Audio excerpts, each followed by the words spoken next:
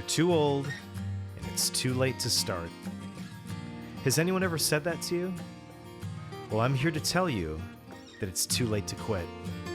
And oh yeah, you're not too old. In fact, the good news is that it's always the right time to start. You've come to the right place. Me and my friends are going to share our stories of why we will never, ever throw in the towel. Welcome to the Too Late to Quit podcast. I'm your host, Jeff Iftikharuddin. Let's go.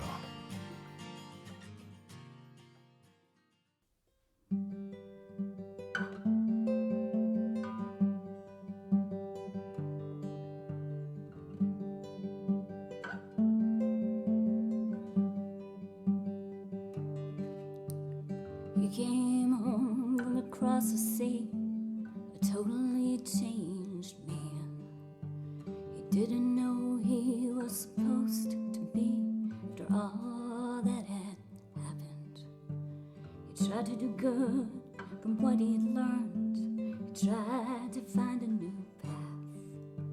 He wanted to help, needed to help, and left chaos in his wrath. He said, I must become someone else. I must become something else. I need to save the city. He took on the role of judge and jury, and the results weren't pretty.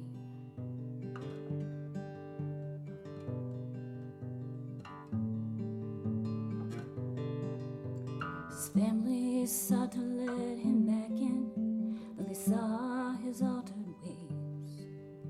They couldn't understand what he couldn't explain, the secrets he'd take to his grave. His friends also knew that something was off, though he strived to not let it show.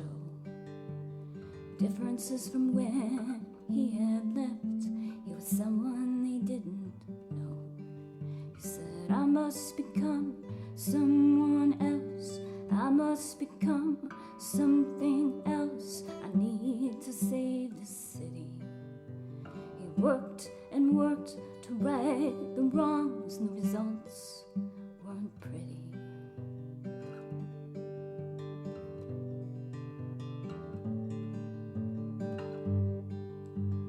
Did he now live in a disparate world? So he learned too much from most.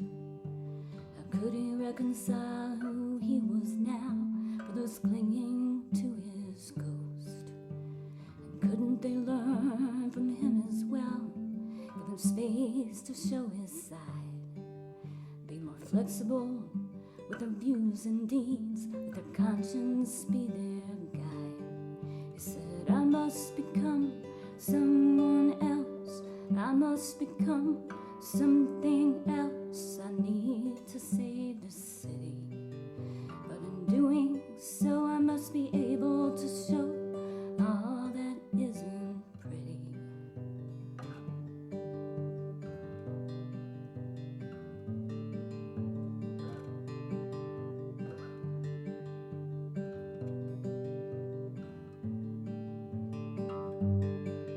If you think these lessons don't apply to you, only to the other side.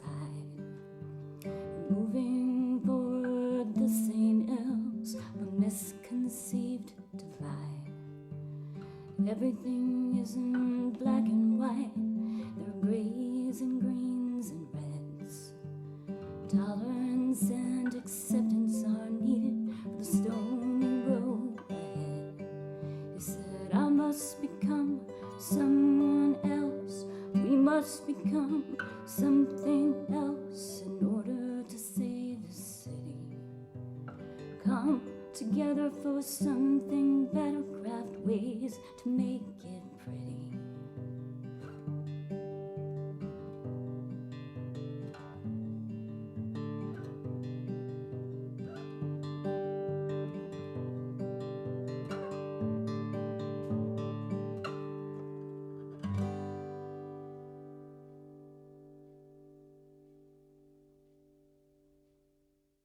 That was absolutely awesome. Ladies and gentlemen, welcome to the Too Late to Quit podcast. I'm your host, Jeff Iftikharuddin, and you were just listening to Rachel Lynn play her latest single, A Changed Man. Rachel, welcome to the Too Late to Quit podcast. Thank you. Thank you for having me. Thank you so much for starting us off with that song. I have a ton of questions that I want to ask you. But I want to, while this is still fresh in my mind, I've had a theory. I've been listening to your song on Apple Music over the past couple weeks, and I'm going to put my theory out there about this song. I know that you mentioned that people have talked to you about a couple different theories. I know we're kind of just jumping into this, but that's just how we roll on the Too Late to Quit podcast. Is that song about Superman?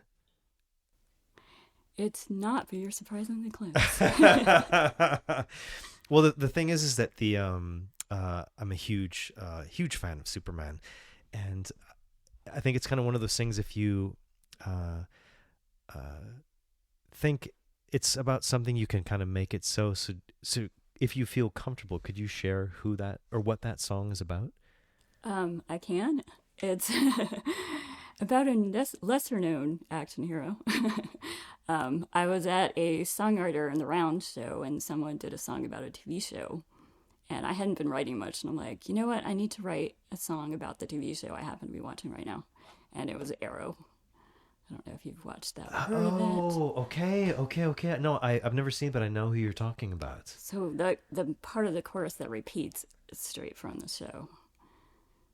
Or at least parts of the show, like that I must become someone else, I must become something else. And then throughout the show, there's a lot of you failed the city, or we need to save the city, that kind of thing. Oh, okay. So I was close on my superhero. You were close, but it did have other influences. So I rarely just write something with one thing in mind. I usually pull from other facets of life or stuff I'm thinking about. Okay, this is it's very cool because I've gotten to hear you play that song live. When I've heard the beautiful produced version that you have is absolutely super cool because I was very curious what one chord was that you're playing. It's almost kind of bluesy. I'm sorry, what is the line? I must become someone else? What is it? Wait. Could you just sing that one part there?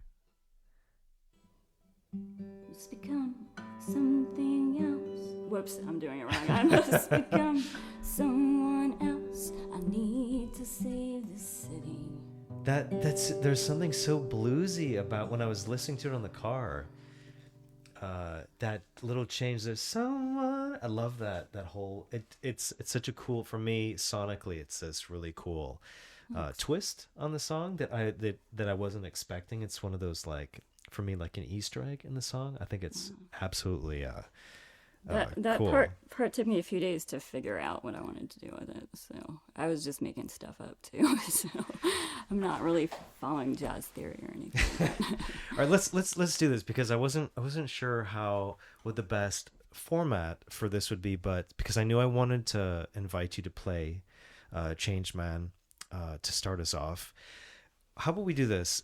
One of the most important things one of the reasons why I started this podcast is I wanted people who, the target demographic is people that feel that they're, that it's not the right time for them to be pursuing their dreams. Not necessarily music, but anything creative. I would love it. We can kind of jump around. Could you tell me the whole process of from when you first were inspired to write A Changed Man to how then I'm able to listen to it in my car on Spotify or Apple or anywhere you can stream music? Can you walk us through that whole journey? Okay. This was different because I have done like a number of recordings in the past, and those were all a lot, longer and more strung out, especially for full albums, writing different songs over time. And there's just been a couple of songs where I wrote it and I wanted to record it pretty quickly. So this is the second time I've done that, where I've just decided to record a single.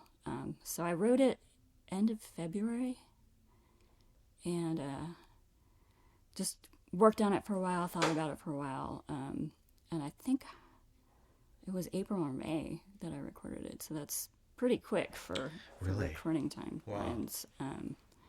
And then, there's always so much post-production and all that. But I just went into the studio. I've done a few projects with James Stevens. I don't know if you've heard of him. He's in Ear Studio, East Austin Recording Studio on the east side. Just a gorgeous studio behind his house. Oh, wow. Okay. Yeah. And he's a musician, so it was basically finding time where he was going to be in town and not touring and not having other recording projects going on. And we did the basics of it, just the two of us. He had like a songwriter special going on, since I wasn't doing percussion we did a little percussion, but we weren't doing like a whole band drum space set. So it was just the two of us that first day. So we both recorded, I did my parts and he recorded another guitar part over it and some harmonies and some percussion. So that was all in one day. And then I had met Charlie, who did the lap steel playing. Okay. I actually met him at Meridian. He, I knew, I didn't meet him there. I knew him from long, long ago, but I recognized him there. I was at the open mic there on Sunday afternoons, and he came in to play with someone playing at 4:00. And I was like, and this was when I was thinking recording. I'm like, was listening to them. I stayed late and listened, and I was like, this is exactly what I want to hear on this song. So okay. It's just for a little bit of context, we usually have a conversation in the kitchen, and Rachel and I were talking about this amazing open mic in Buda at is it the Meridian Cafe or Cafe Meridian? The Meridian. I think it's just the Meridian. Just Meridian. Yeah. So okay. So can you? So it was so interesting for me to watch you play that to see your picking pattern. It sounds soulful on your gorgeous Martin guitar. It's your playing is I remember the first time I saw you at the New World Deli. You got up on the stage, and there's usually always somebody chit-chatting, and you started playing, and just this like hush fell over the crowd. And there's something so interesting about your picking style. You make those chords sound so full, because I've heard that the fully produced version, and this sounds to me like just as full. It's very cool to watch you play that live. Can you talk me through, so when you have that, did you have the full structure of the song? Like you worked out that I don't know if you'd call it like a pre-chorus part that you were talking about. By the time you got to the studio, did you have everything pretty much in mind to have the structure? Well, the song was finalized. It's I do like kind of working on songs for a few months when I first write them. It's more of like a just fine-tuning kind of thing. So I did that for probably a month, and then for this one the lyrics took a lot longer. I kept tinkering with the lyrics, and but yeah, when I went to the studio it was pretty much set. We changed a couple words in the studio, just some ideas that James had. Okay, so you have it. You've got the structure. What can you walk us through? What's day one like in the studio? Day one was started off with me doing the guitar part, and then singing, and I think next was singing. Then you have to go through the whole thing of picking out which take you want to use. Could you so if you could put yourself in the shoes, because I've gotten to, as I've had some conversations with you at the New World Deli, I've learned about your vast experience as a player, as a performer. Can you talk to, say, a person who is nervous, they've never been in the studio before? Can you walk us through what that step is, as far as like doing comps and selecting everything? Oh, you want through the comps? Well, everyone does it differently a little bit. So it really depends who you're going to go to, like how, the flow of the studio is going to be different with who you work with. And even for, I've worked with James a few times, and the first time it was a full band, so it was very different. But I guess most people do comps where you sing through a few different times and then kind of go through. Some people like take longer lines, some people take smaller phrases, depending on who you're working with and the song and what you feel comfortable with, and just kind of listen to different versions of it back and forth, through however many takes you have, and picking what you want to use from each line. What is your process like, as far as, do you sing the song all the way through? Or if you were to say be coaching somebody who's going in for the first time, can you share how you do it, your style? Well, I pretty much have gone with whatever the person I'm recording with has wanted to do, but pretty much on every time I've been there, I've just done like full takes. Really? Okay. So you sing the song all the way through, and you're playing at the same time? I've only done that once. Okay. There's only one time where I played and sung at the same time. Usually I'll do separate tracks. That's a lot of stress to do that, focusing on the two. So did you record a guide track on the acoustic guitar first? Yeah, we did the guitar first. Yeah, okay. For sure. It's definitely helps to do the guitar first and then singing along to it. For somebody who's never been in the studio, and it sounds like you've been in some pretty cool studios, what's your advice for somebody as far as when they go in? What are some things they should expect? What is something you do to get comfortable there? Say somebody was asking you like, "Hey, I'm about to go in. What's going to happen? How do I make sure I'm relaxed to get the best takes?" What would be your advice in that situation? For me, at least, because I'm an introvert type A, so I like preparation, and I think also that saves you on studio time too, because studio time is pretty expensive. I think doing as much preparation as you can ahead of time. Aside from the one time that I recorded most of one album in Seattle, so aside from that, with musicians in Seattle, so aside from that, I'd usually do rehearsals ahead of time if it's full band.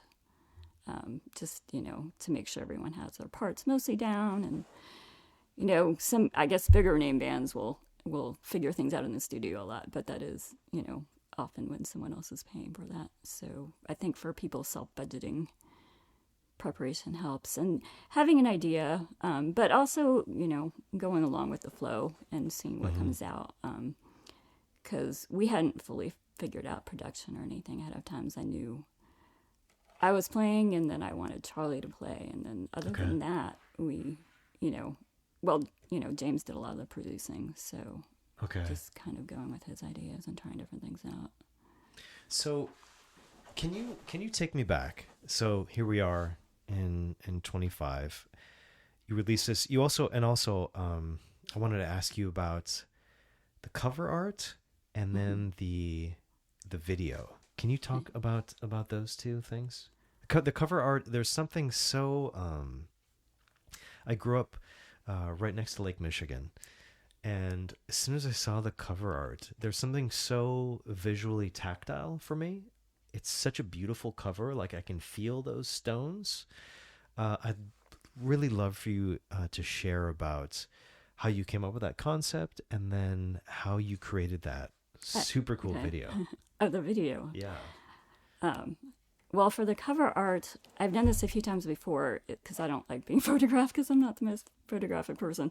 But just finding images online is what I've done and licensing them. And for this one, I was thinking a lot about the show. And it's basically a rich guy gets stranded on an island where all these horrible things happen to him for 5 years. And so I was kind of thinking about the island, and I'm coming back across the sea, back home, finally after 5 years. And, I have the line about reds and greens, so I kind of wanted that coloring in them, and the ocean itself. So I just did a few different searches, and I kept coming back to this image a few times. I checked on few different sites, and I just kept coming back to this one, which I almost didn't want to use because it is AI generated. So I'm like, I want to help someone's, the other times I've done this, I've used real photos and, felt good that I was helping some independent photographer. Sure. Since their image. But this one just seemed to really fit the song. So. Okay. And then how did you come up with that idea for the video? How did you make that happen? I didn't. Shawnee Kilgore, I worked on 2 videos with her now. And okay. I don't know her whole creative process. It's pretty amazing. She did the video for Be Still, which was my previous video I put out. Okay. And yeah, I think she works with a few different image sources. This one took longer than the last one, partly because the song is longer. The last one was 3 minutes and this one was 4.5, but also just think it was harder to come up for a concept for it. And, she ended up coming up with a few concepts, sent me with the one with the faces changing and being drawn on. And we went back and forth a lot by email, just kind of changing things, editing things, coming up with different ideas. And she sent me like some other ideas she had. And I said, I like these ones and let's not use these ones. So she filmed everything. She did not film everything. She has some subscriptions to something. Got it. I don't know which sites, but okay. Yeah, I guess it's her trade secret. It's kind of her. What she's known for doing is making these gorgeous videos like this. And okay. And then how long, say, from when you first were inspired by Arrow to write the song to when the video was finished and the cover art was finished and it was out on all streaming services. How long was that process?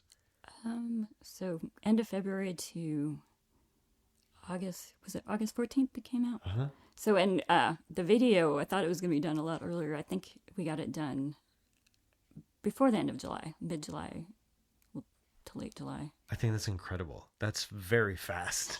I think that's very, very fast. I was only working part-time, so I was like job hunting, so I had a lot of time. One of the reasons I did this too is it's a really nice thing to keep me busy, because putting things out is a lot of work, as you probably know afterwards. So there's a lot of post-production and paperwork and that kind of thing. So.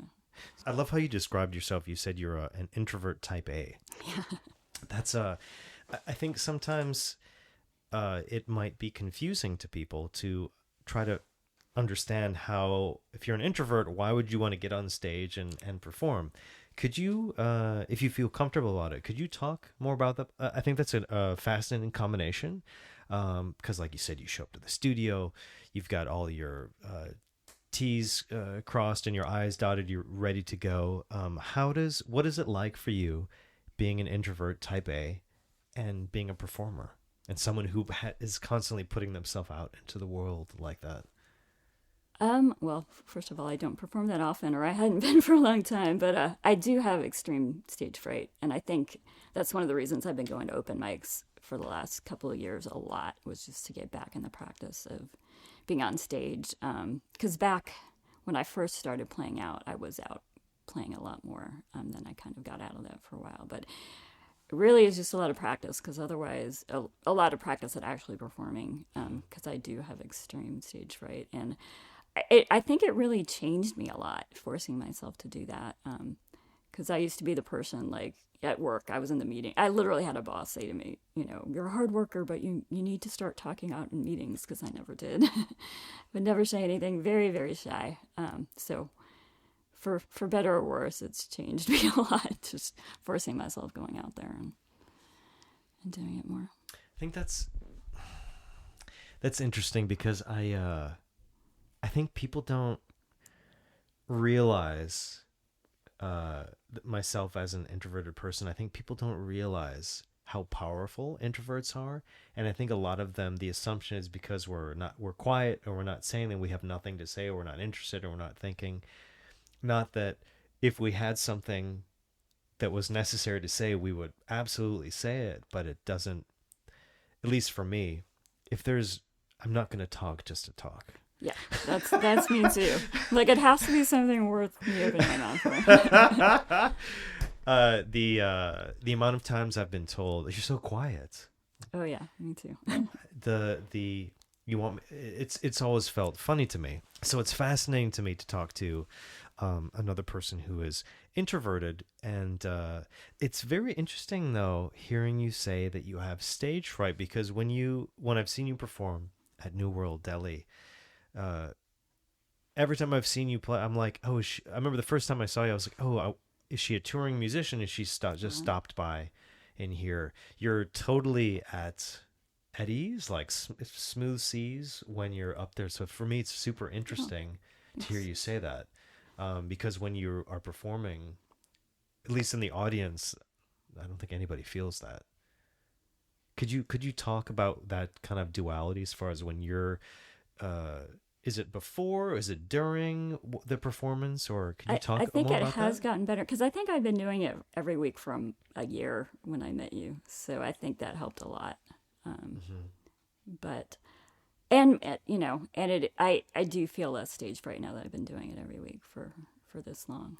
But I think a lot of it is I have some memory issues. So I worry about forgetting words or forgetting. I'll like be playing a song and just suddenly forget the chords even though I just played them 5 seconds ago. Just memory issues. So I think that's a lot of my personal stage fright. Okay. But yeah, I mean, it's just a lot of practice has really helped, and also the environment makes a big difference to me. So who's out there and kind of the energy of the audience. And I think as a performer, like, it's one of your jobs to kind of affect that. But for me, it really affects me.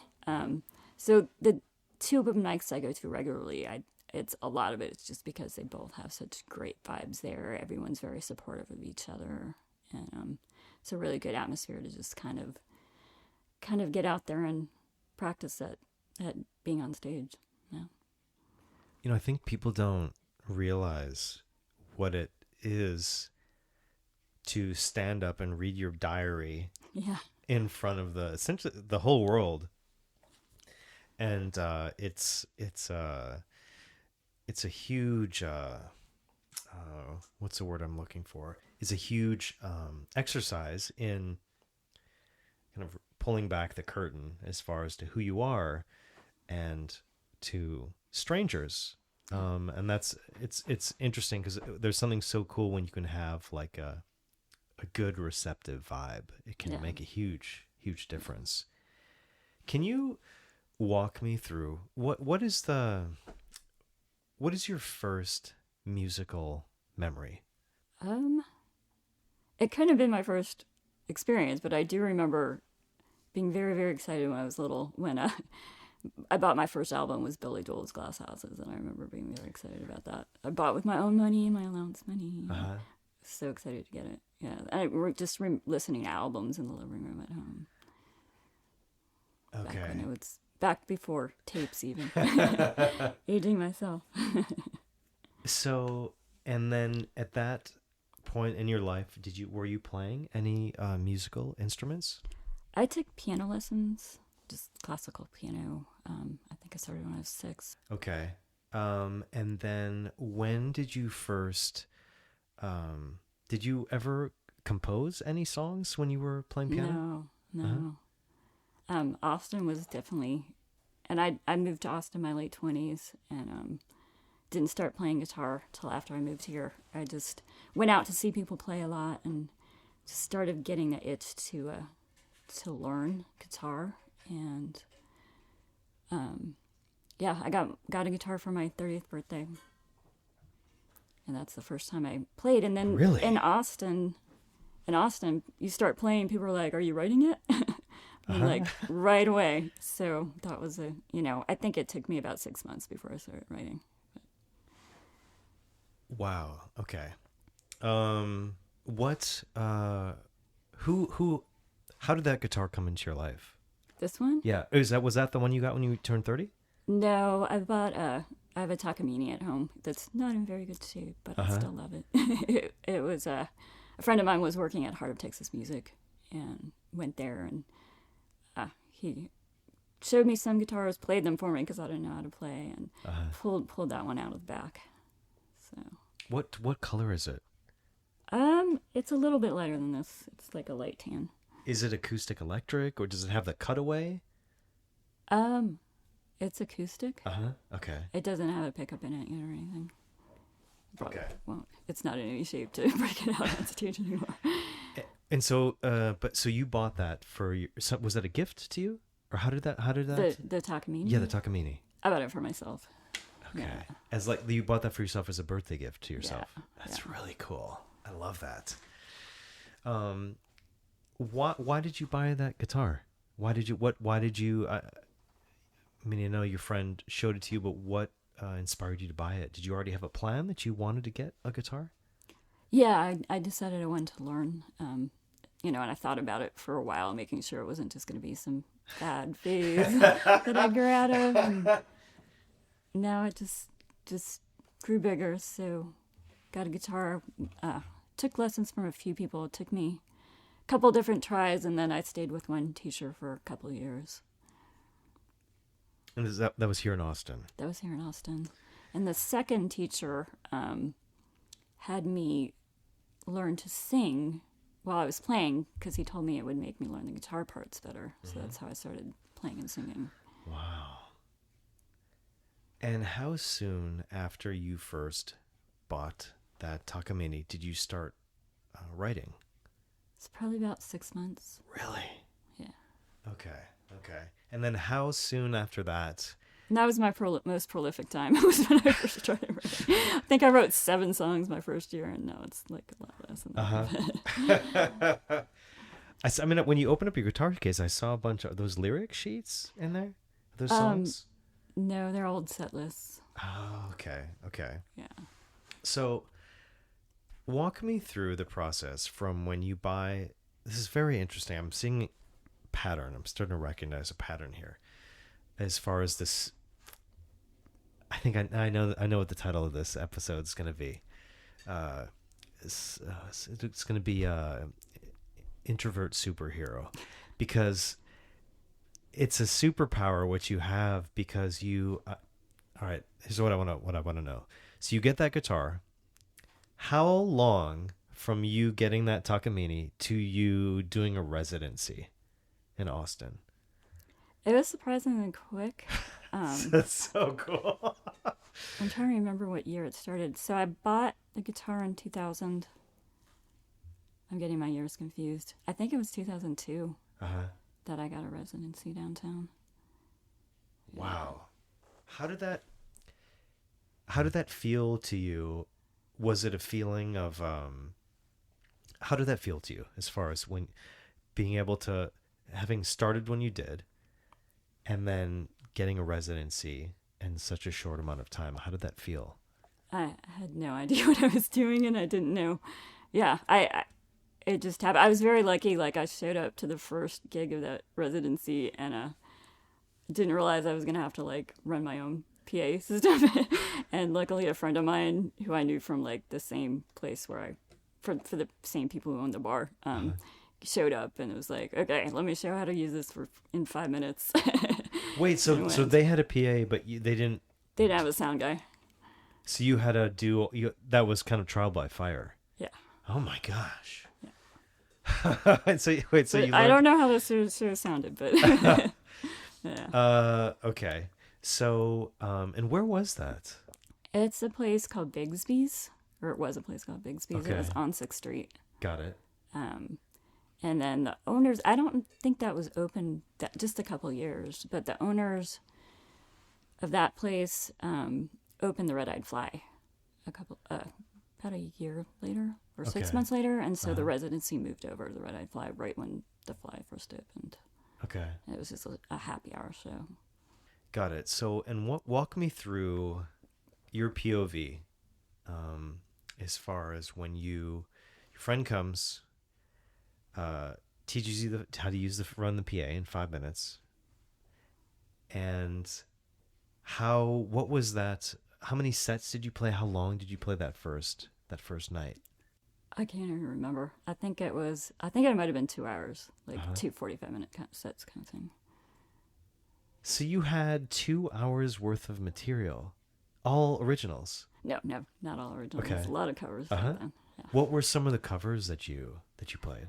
I play a lot of obscure covers, so nothing like anyone knows. So, yeah. Can you probably nothing? Could you share some of the obscure covers? Like who? I was completely obsessed with a songwriter named Neil Cassell. Okay. So I think of the first dozen songs I learned, there were like half of them were his. So there are a lot of songs from him. I'm sorry, what is his name? Neil Cassell. Neil Cassell. Cassal. Okay. He ended up playing with Ryan Adams for a while. He was in his band. Okay.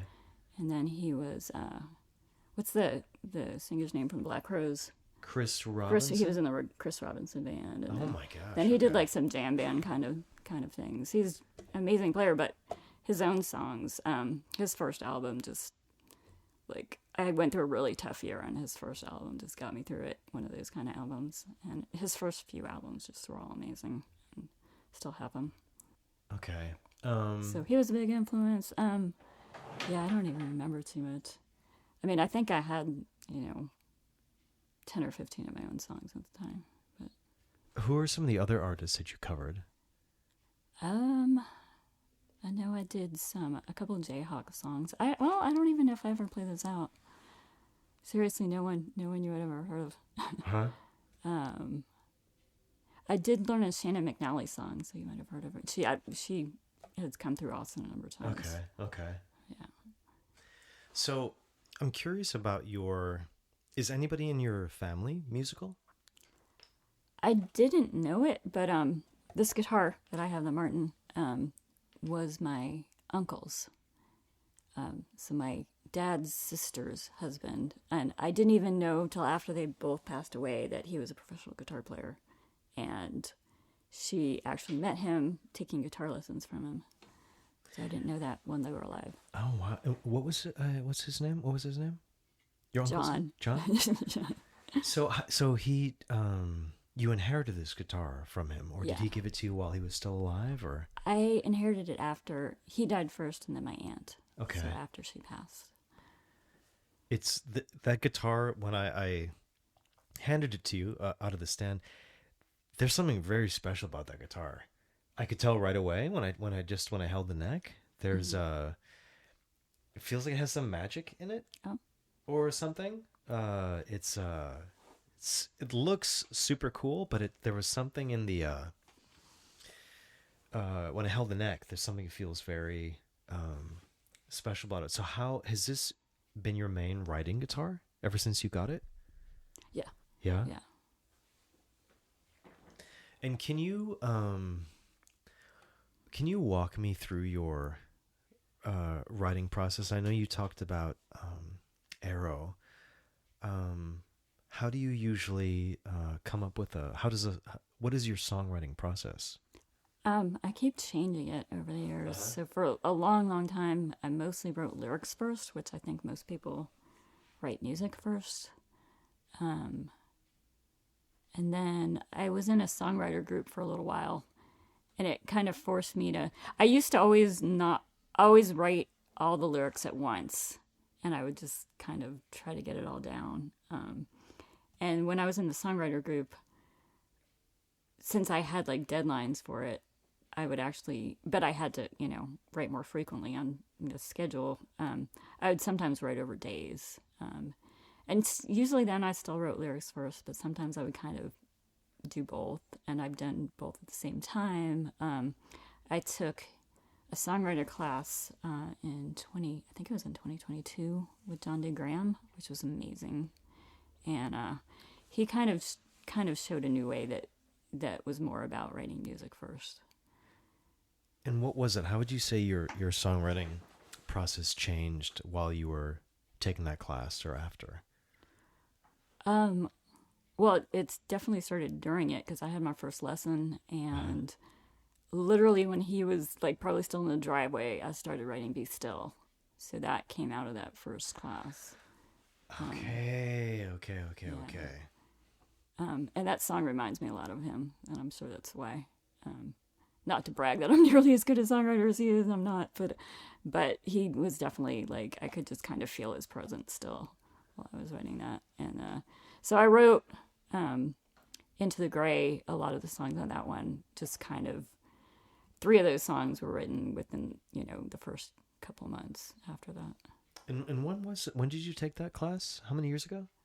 2022, so 3 years ago. Wow. Okay. So I think it's really important for people who are listening to this that are on the fence, and they might be in a day job and they maybe play their guitar at night in their house, but they're not comfortable going out or sharing what they've written.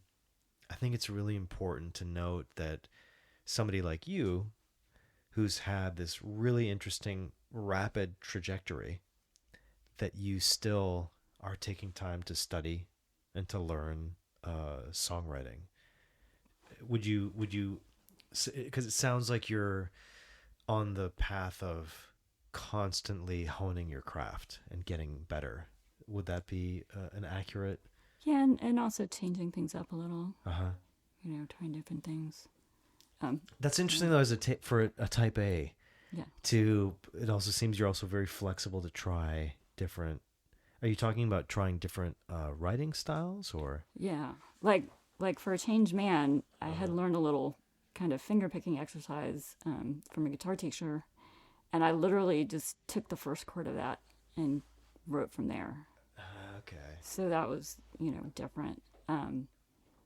So yeah, just trying different things. I seem to get in a rut where I'll do try something new and then do that over and over again, and then not write for a while and then try something else. What has your experience been like with your family and friends watching you in your life since you bought yourself that Takamine? How have they what has their reaction been as they've watched you and your velocity? I don't. Well, it's been 25 years, so I don't know how quick that is. It has been a while. Yeah, everything in life has changed. So different job, different stage of life. A lot of things changed around that time.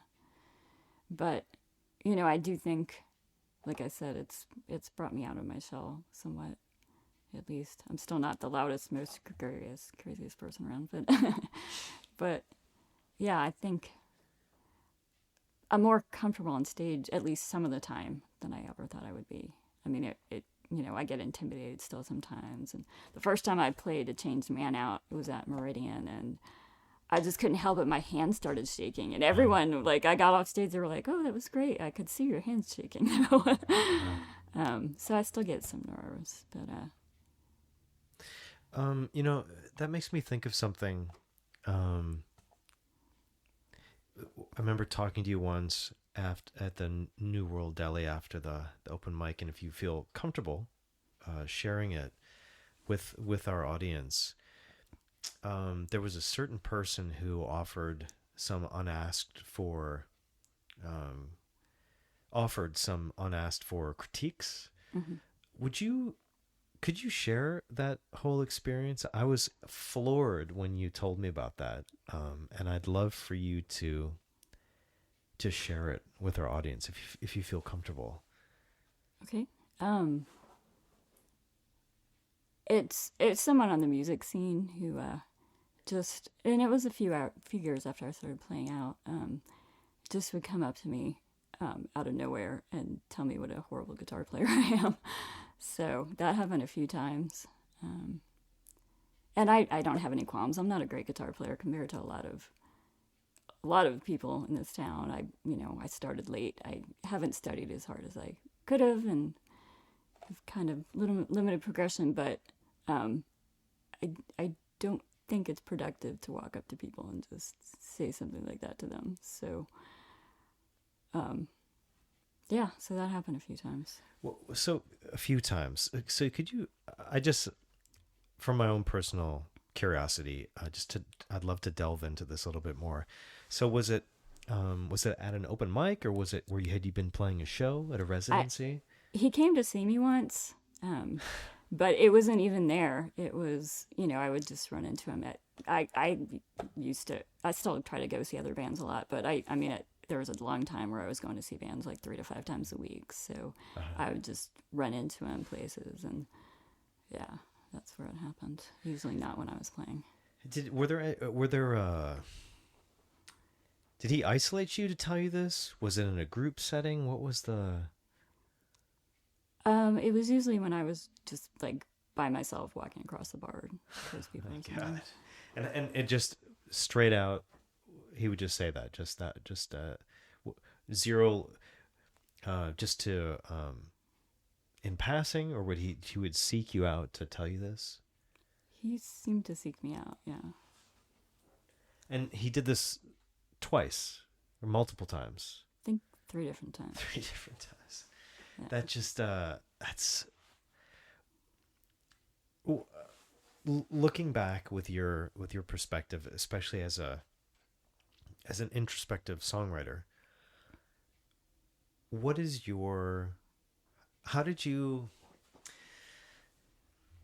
reason I wanted to talk to you about this is that I have so many questions about it, because and I can only speak from personal experience, there's something about when you stand up in front of a bunch of strangers, and maybe some people you know, but oftentimes a lot of people you don't, and you share something as intimate as songwriting, something so personal, that when you've kind of revealed yourself, and you're exposed that way, at least me, I'm much more sensitive than, say, if I'm out for a run or on a hike or something like that.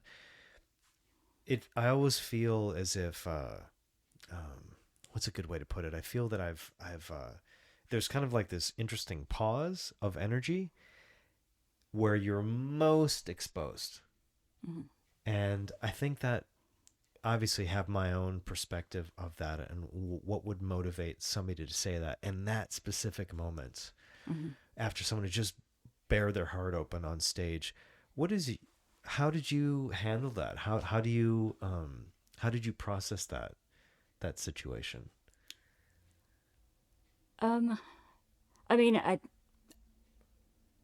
never had any qualms that I was a great guitar player. Uh-huh. So, but at the same time, it kind of made me take a wider stance around him, not seek him out, as I would before, uh-huh. Not really approach him.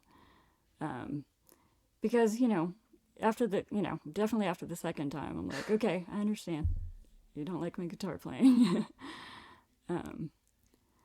But it's interesting, the reactions I've had, like, I don't go tell the story very often.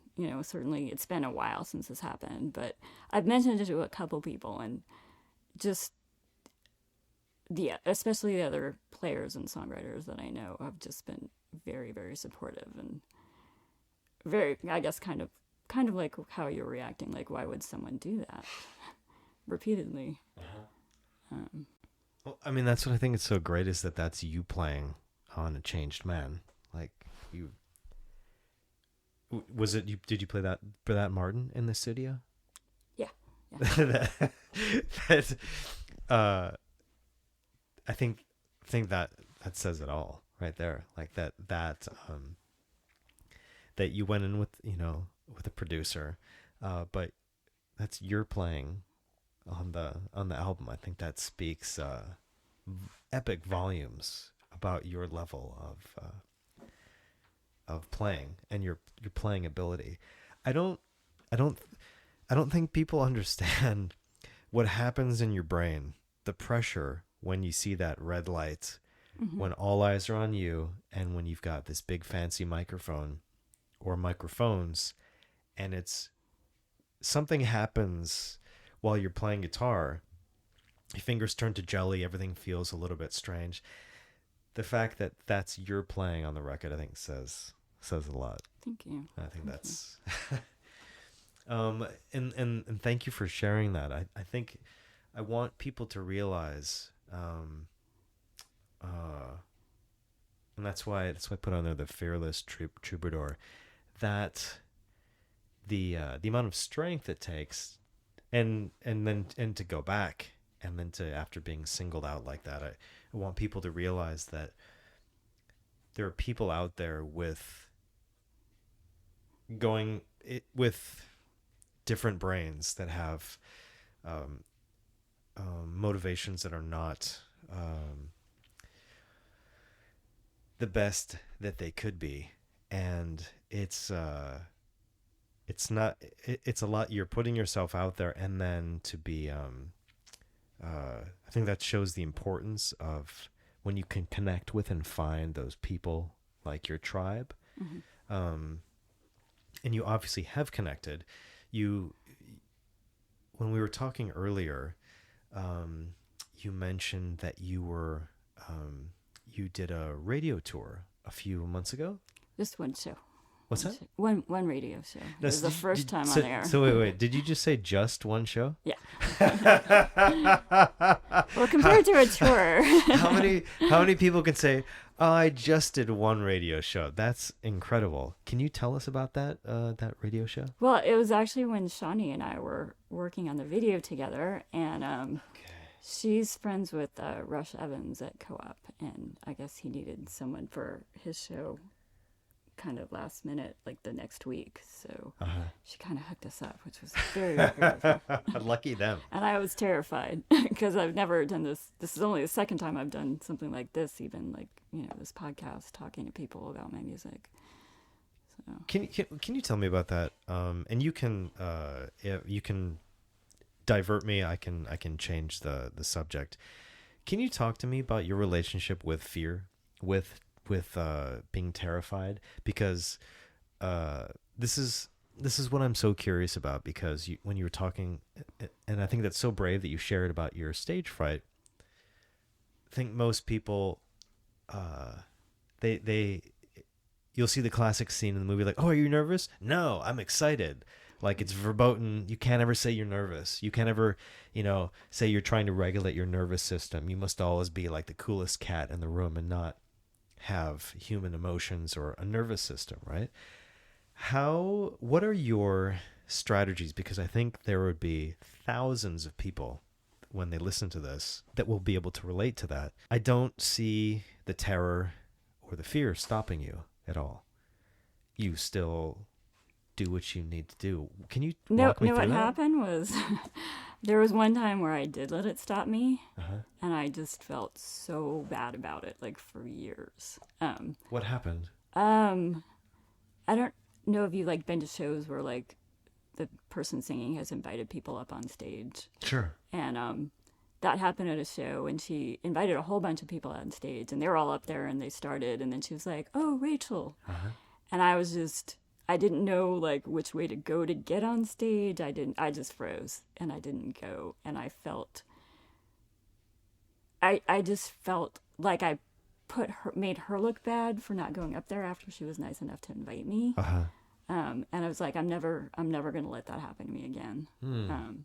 I think, I need to start taking advantage of those opportunities and start thinking more about the other person and not putting them in an awkward situation. Rather than me. So there's been a few times where I've been invited to do a song, and I'm like, okay, I'm doing it. Yeah, even if I have been scared, because I didn't want to repeat that, where I just regretted it for a long time. What did you talk to her about it after the show? No. I didn't get a chance to.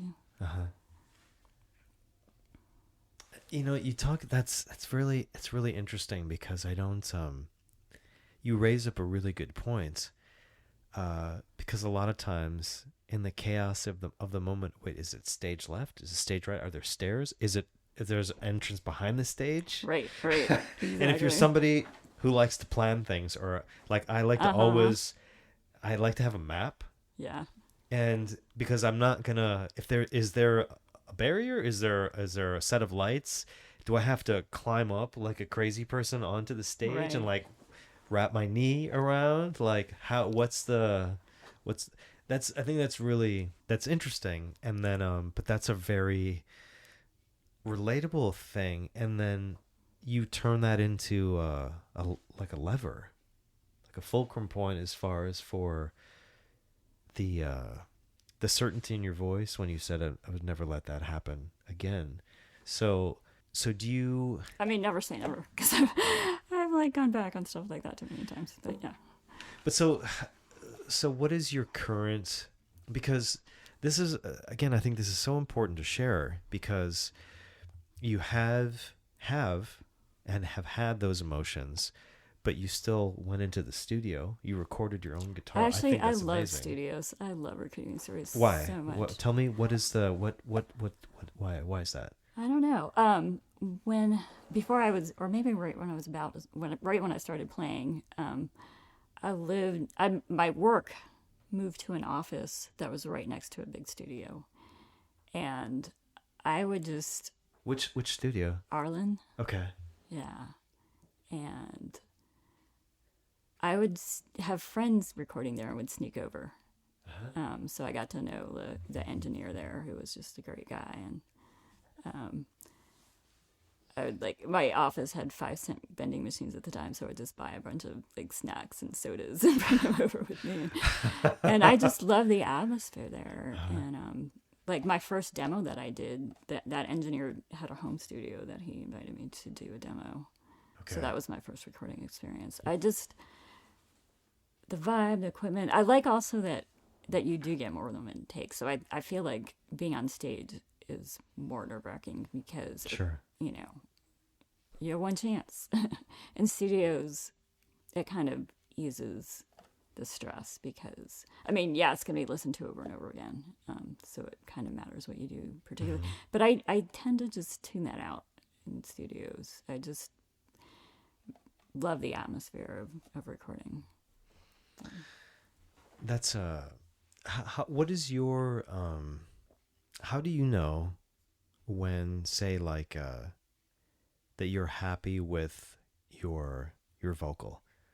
How do you decide what is your process for saying that's the keeper right there? For vocals, it's a lot harder. Mm-hmm. I've honestly depended a lot on the engineer, or we'll do a few takes, and then usually we'll both be like, okay, at least one more, or not. Sure. And the engineer will say, yeah, I think we have everything, or I'll just be like, it's a lot. It's a lot of singing. It's a lot of effort. You just kind of get to the point where let's take a break and listen to what we have and see if it's there. But if I feel like I don't have everything, I will just say, let's do one more. But you do get to a point. Each take is very different. So usually the first one is mostly warm up, and then kind of go from there. So on your going back to A Changed Man, I just love that it's about Arrow. That's so cool. So how many total days in the studio did it take you to record that from start to finish? 1.5. Yeah. That's crazy. That's very fast. That's very cool. And you had that, well, not including mixing and mastering, all that. No. Still, yeah. That okay. Yeah. And so on the half day, that was when you recorded the pedal steel? Was it lap steel? Lap steel? Yeah. That was on day one or the second day? The second day, yeah. We did everything but that, and then came back so that was really just a couple hours. What's the difference between lap steel and pedals? So the lap steel, he didn't have pedals. He didn't have pedals. Really? Yeah. Oh, wow. Okay. Well, I think he had sound effect pedals, but not a pedal steel. Can you, for our audience, I love the pedal steel. I don't know much about lap steel. Can you describe the difference? No, because he had to, I was like, Charlie, let me make sure I have your credit right for you. So he'd do a better job of that. But I think the pedal steel has a certain it's connected to the pedals. It's a whole big instrument where it's all part of it. Versus he just kind of had one of those, a lot of electric guitar players have a bunch of pedals they'll use for effects. So I difference. When you did your radio performance, was it solo? Did you have anybody accompanying you? It was solo, yeah. How did that? I'm curious. What goes through your mind? I still think your velocity is pretty incredible for when you started playing and learning to play and writing.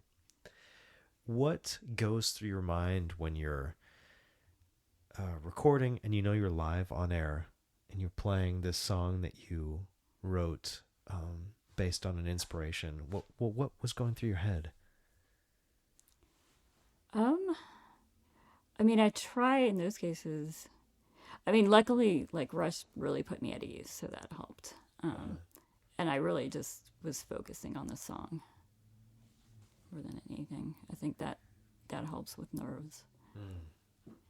To not think about, oh, if I mess this up, this could happen, or, you know, if I do this right, this could happen. Just focusing on the song itself. I think that's super interesting, because I'm always curious, like I'm especially curious based on your experience, and then what that is, what that was like, and what was the reaction? How many people were in the studio when you were recording? It was just Rush and one other guy who worked there. Shawnee was going to come and support me, and unfortunately she got sick and couldn't make it. But she listened at home, so okay. I knew she was at home listening and cheering me on. So it was just me. Yeah. I think a lot of people who do that gig will bring either have accompaniment or just someone there with them. But it was pretty, we booked it like a week ahead of time. Wow. Okay. Yeah. Could you tell me who were some of your I know you mentioned Neil Cassell. Who were some of your musical heroes? Jayhawks, Gary Loris is a huge one. I'm sorry, who's the second one? Gary Loris is the lead singer of the Jayhawks. Of Jayhawks, okay. Yeah. I actually got to take a songwriter just one day, couple-hour class with him in 2020, which was amazing. Really? Oh, it was amazing. That was probably one of my favorite things I did, like songwriting-wise, because so many songwriting teachers only talk about lyrics, and he spent a lot of time talking about his process and talking about guitar parts and talking about performing and that sort of thing. It was really amazing to listen to, because he's just, I don't know if you've heard him at all. He has like the most amazing voice. He's a great songwriter. The Jayhawks went through like several different like styles and phases and sounds and stuff, and I've been along for the journey, loved every single one of them. So how did you get to take a class with him? How did that It was online. It was online. So I Facebook or follow him on Facebook. So I just saw the posting for it. It was like, and it was pretty inexpensive. I think it was only like $20 or something. Wow. I'm like, I'll spend $20 to hear what he has to say about songwriting. Sure. Yeah. How did you, what was your first introduction to the Jayhawks? How did you come across their music? I was living outside of DC in Virginia. That's where I grew up. And there was a just groundbreaking radio station in my last couple of years there. Like I moved away in 94. But I think it was 92 or 93. They played Waiting for the Sun by the Jayhawks, and that just blew me away. Got that album and started following him since. And my first trip to Austin, which was 2 years before I moved here, he was in Golden Smog, kind of a side band. And kind of a super group band. Great name. Yeah. So a guy from Soul Asylum was in with them. Dave Prenner? No. The guitar player? Guitar player. Yeah. Okay, I don't know his name. Yeah. Okay. So they played, I missed them because I think I flew in on Friday and they played like Thursday night. But I was at Emo's and I saw them in the audience. And I actually like got the guts to talk to him for a few minutes. Very, very nice guy. So I met him a couple different times when he was in Austin. What was that conversation like? Can you tell me? He was just very nice. Uh-huh. I mean, I felt like I was interrupting him. It was in the middle of emos back when it was down on 6th Street. Okay. Yeah. He talked to me for 10 minutes. I think he got into hear my name and started talking about different biblical names. I remember him discussing that. Okay. Yeah. So you said you're originally from Virginia? Yeah. Where in Virginia? Reston. Reston? Okay. The first planned community. That's what it's. Really? Yeah. Why does that sound familiar? Okay, the first plank. I know I've heard that name before. It's like 30 miles west of DC. And so did you buy the Takamine Inn, or you bought that at Heart of Texas? I bought it here, yeah. Got it. Okay, so you took you were taking your piano lessons in Reston. Yeah. Okay. Do you go back often? Not so often. No. Okay. Have you ever played shows there? No. No? How big of a city is Reston? It's grown a lot. It's, everything outside the DC area is just really built up. How far outside of DC is it? I think it's about 30 miles. Got it. Okay. Did anybody in Reston, were they able to tune into your radio show? I didn't announce it ahead of time because I was too nervous. I posted a link to it afterwards. Okay. I don't know if anyone listened. Is that link still live? Is there a way to listen to it if we post that? It was only up for 2 weeks. They kind of just rotate newer shows. What? How long did you play on the show? I think it was like an hour-long show, and I played mostly live songs. They did give me the option to bring CDs with me. Mm-hmm. So played like 2 of the songs off of different CDs that I have, and then played the other song. Got it. Okay, so how did you, it seems like to me that would be nerve-wracking trying to pick which songs to share. How much total playing time did you have? I had 6 songs, I think it was. So I played 4. Okay. Or was it 6? I think it was 6. So I played 4 and did 2 off CDs. Which songs off the CDs did you play? I don't. I know one was "Connecting Change." Okay. Was one of the ones. Just because I don't know if you know Penny Joe Polis. Like she always used to say that was her favorite song of mine. And she works at Co-op also. So I'm like, oh, gotta do that one. Off the That's CD. really cool. And it was a month or so before the release of. I think it was like 2 months before the release of Changed Man, so ended with that one for the songs that I played live. Okay. And I had a hole in the wall show that was I didn't know if I was going to have a release show or not. I had a pre-release show at Hole in the Wall where Charlie came and played with me, so that was a lot of fun. Oh wow! Okay, yeah. Okay. So that was right before, a couple of weeks before that. And then, can you what is the? So, Changed Man, how many total singles have you put out? How many total records have you put out? I have 2 full albums and then 2 EPs and 2 singles. And can you tell me the names of your 2 full albums and then your EPs? Maybe. The first one came out in 2010. Why am I forgetting the name? Water Over Road. Okay. It's called Water Over Road, and there's actually a picture of me. We actually found water over a road from a river that I was standing in for the album cover. Yeah. Wow. Yeah, that was a really fun photo session. I have to have the right person I'm comfortable with to do photo sessions, and that was a really fun one. And then the second one was called Reunion, and then EP that came out in 2020 was called Songs of the Times. Okay. And then Into the Gray. Okay. So. And then what? You mentioned another song, Be Still? That was on Into the Gray. That was on Into the Gray, that was the first song on that. And then I did the video from that. And you wrote Be Still, you said you were in the driveway. After your first class with that songwriting teacher?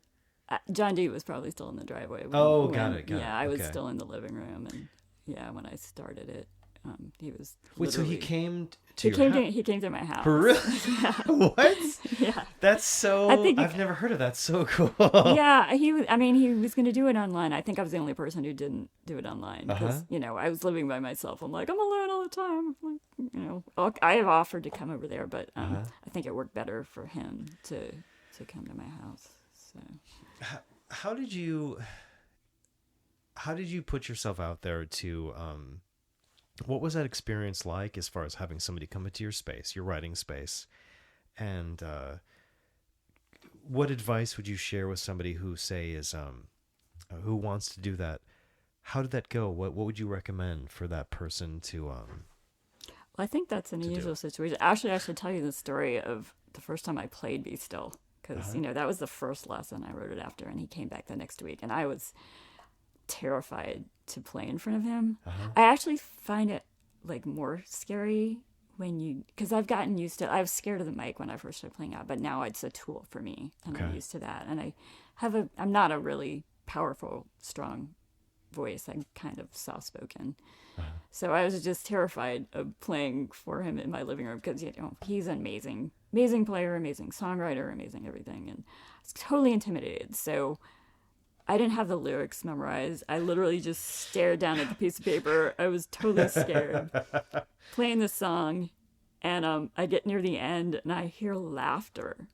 I'm like, oh my God, he's laughing at me. Oh my God. And then I look up at him and he has this just like look of pure joy on his face. I'm like, oh, that kind of laughter. That's nice. Wow. And he's like, don't change a thing. Don't do anything. And I'm like, then he was like, wait, play that again. Play it again. So I played it again. And he's like, yeah, don't change anything. So it was, it was pretty amazing. Can you play it for us? I can, yeah. Please. Now I'm going to mess it up, right? I've hyped it up.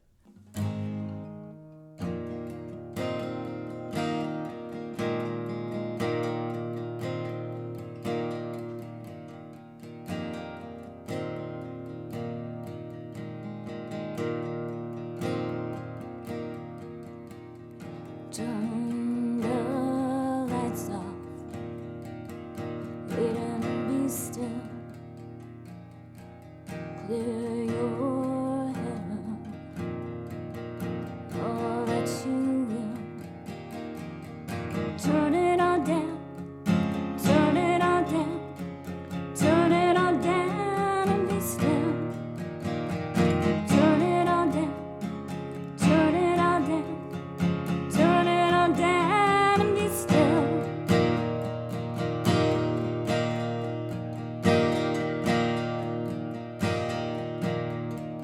All the pressures,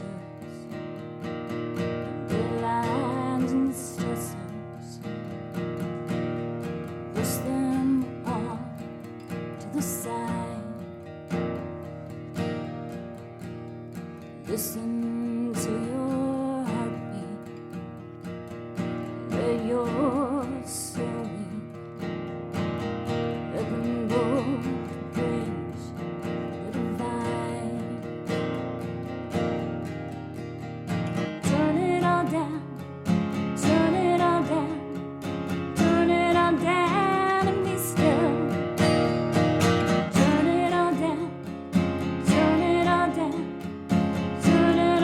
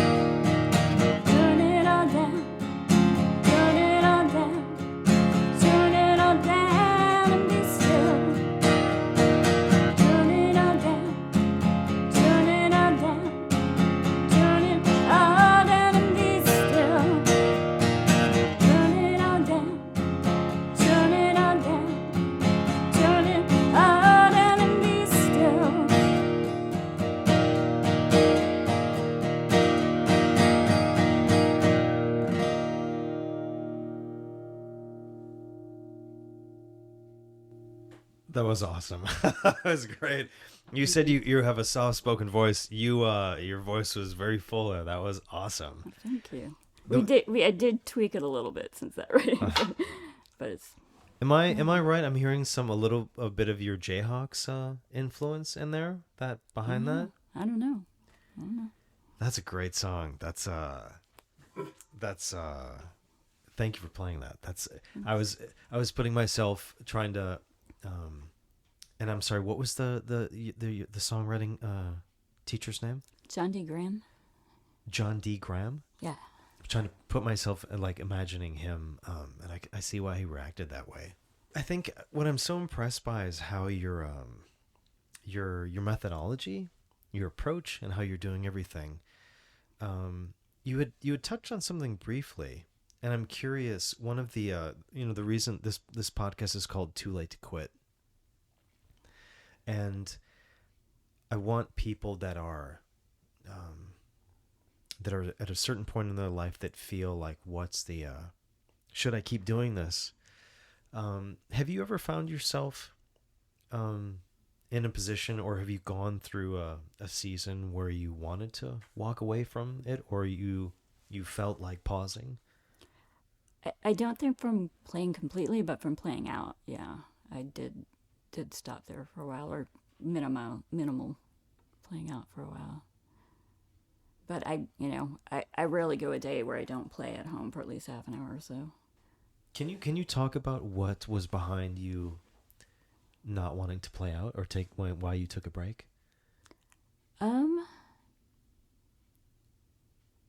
I think it's a mix of things. I mean, I moved around and I moved back, and things just seemed very different. Like I left town for a while and came back, and it was just a lot. It's a lot harder to get a gig these days, for one thing, than it was when I first started playing. Back in 2002, 2003, there was just a lot of little venues, and I don't think there are many people here competing to be playing out as there are now. It just seems a lot more of a professional, competitive vibe than it did, I think, when I started. There are still niches you can find. Sure. And then also, actually, I had a health crash, so that was part of the reasons in there. I had major health problems back in 2013, 2014, and I didn't really get out and do anything for a few years in there. So that was part of it. So if someone's listening and they're on the verge of giving up, or they feel that they're too old, or that their ship has sailed and it's just not the right time, if you could talk to them directly, what would you tell them? I do love the name of your podcast. I think it's great. Thank you. It is never too late to quit. It's never too late to start. I think there's like a myth about you get older and you're just set in your ways, and people can be, but it's a mindset. I really truly believe that, and it's also finding the right approach for yourself. Like it's funny because this just happened yesterday. I've always had like this mental block about learning how to edit images. Like I'm really good at a lot of software, but not image editing. And I've had people sit down and try to teach it to me. I just didn't understand it, and I actually had to do it yesterday for a professional reason. Long story short, but for some reason, like the way that they showed how to do it, it just clicked with me. And I'm not great at it, but I can at least, I just suddenly, boom, had a better understanding of, oh, this is what you're supposed to be doing. And so I think a lot of people might be, who are trying to learn new things, and they think it's them when they can't learn it. But a lot of times it's just you're not getting the right approach to getting started on something. And, not to quit, to just find a different way of going about it, is one thing to think about, because everyone learns differently. Everyone has their own approach, their own pace, their own way of thinking about things, and you just might not, especially if you're doing it with other people looking for teachers, you just might not have found the right one yet. I think that's fantastic and applicable advice. I think that's great. Thank you so much for being a guest on the Too Late to Quit podcast. Thank you so much for having me. I would love it if you could play us out with Okay. with another song. Okay. If you'd be so kind, All right. that'd be amazing. This has been an amazing conversation with Rachel Lynn. She's going to take us out, and remember that it's always the right time to start, and that it's too late to quit.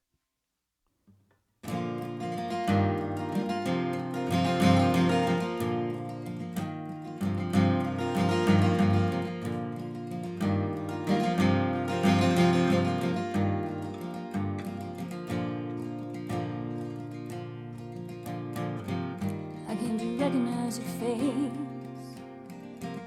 spirit leading us to grace. But always not easy to replace. Didn't know what to do without you. So many people that I met, living forever by your breath. Well, I stayed since you left. I was bound through you. You were the queen of the underground. We revolved around your sound. Now you're nowhere to be found. We're all still connected to you. We've been etched to the giant hole, still encompassed by your glow. Long before I came to know, you were just passing through.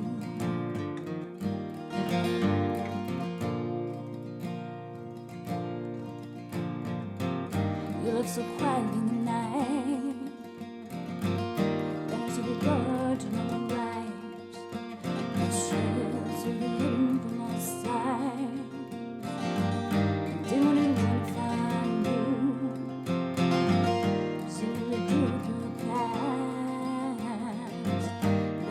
Pressures on too fast.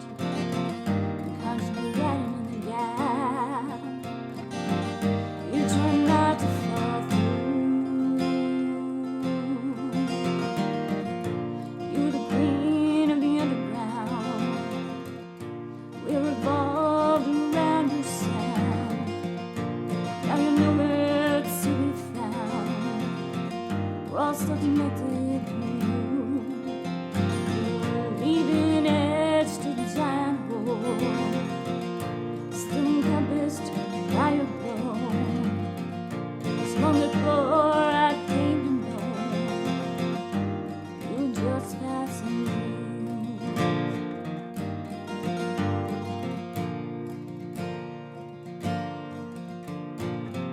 I see folks from back then, wondering about how you've been. Oh, you left a man, moving on without you. That's the pain I realize, how much I gained from the skies. Took me this long to recognize how much left for me here from you.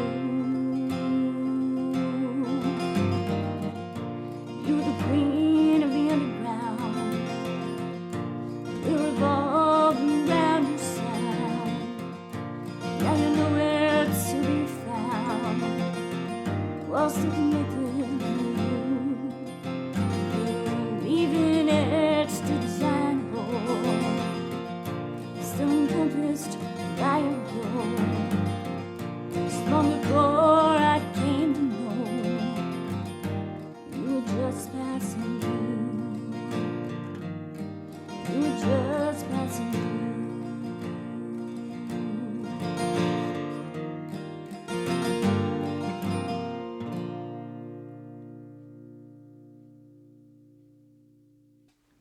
That was awesome. What was that song called? Passing through. Passing Through. Rachel Lynn, thank you so much for coming by the Too Late to Quit podcast. Thank you so much.